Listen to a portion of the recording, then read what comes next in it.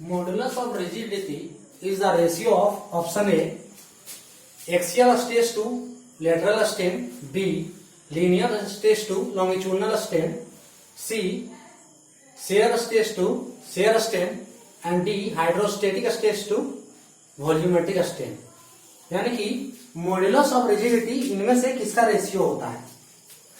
ये JEE MCQ है जो कि इस क्वेश्चन को एसएससी जेई 2010 और 17 दोनों में इस क्वेश्चन को पूछा गया है। यानी कि 2010 और 17 दोनों में ये आ चुका है, जो कि ये स्ट्रेंथ ऑफ मटेरियल से, स्ट्रेंथ ऑफ मटेरियल का क्वेश्चन है। तो इस क्वेश्चन के अनुसार shear stress modulus of rigidity इनमें से किसका रेशियो है। तो सपोज कीजिए नहीं, यहां पे हम जानते हैं अकॉर्डिंग टू हुक्स लॉ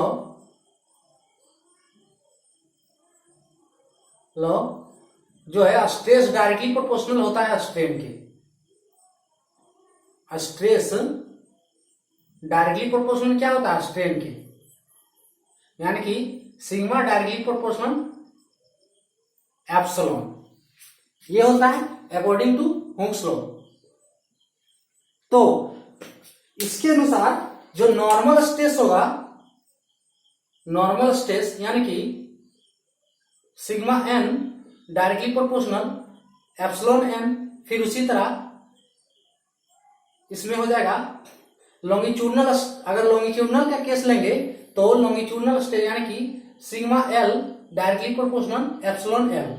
फिर अगर शेयर का केस लेते हैं तो शेयर स्ट्रेस के केस में क्या होगा, सिग्मा शेयर स्ट्रेस क्या होता है टाउ डायरेक्टली प्रोपोर्शनल, अगर एप्सिलॉन को हम एप्सिलॉन की जगह हम 5 यूज करते हैं तो टाउ डायरेक्टली प्रोपोर्शनल 5, ठीक है, ये होगा।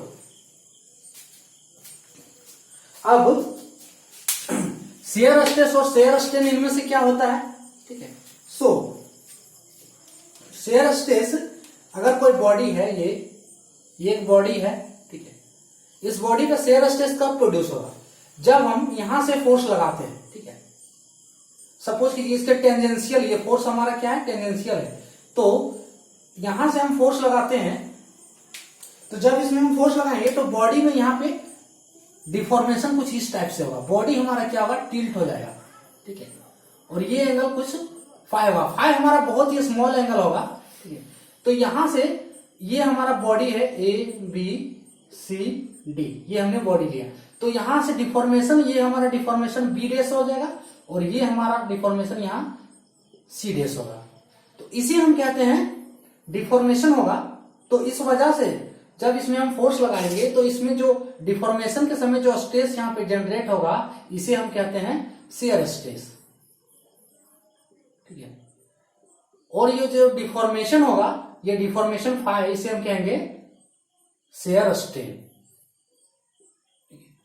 तो अकॉर्डिंग टू हुक्स लॉ हम ये भी इक्वल है कि ये भी जो टाउ हमारा है, टाउ क्या है डायरेक्टली प्रोपोर्शनल है 5 के, है ना।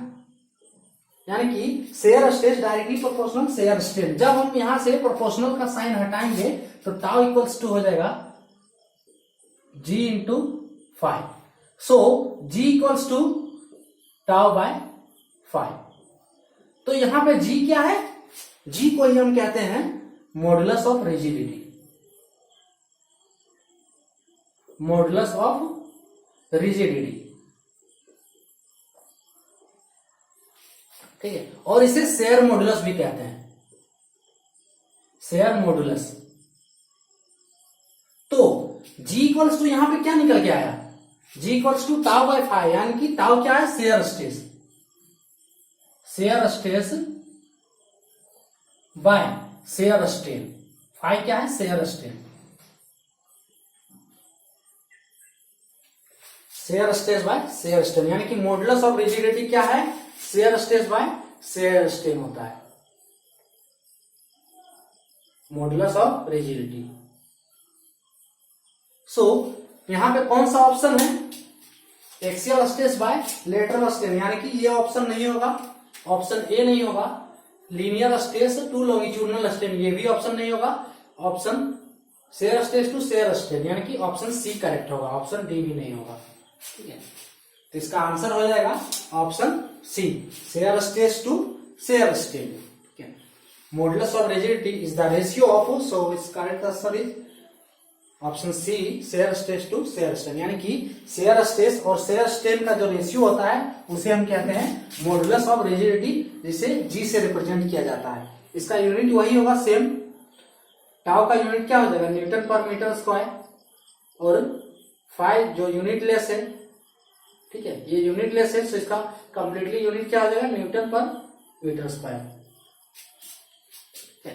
जो कि मॉडुलस ऑफ रिजिडिटी। तो ये था आज का क्वेश्चन। जय हिंद।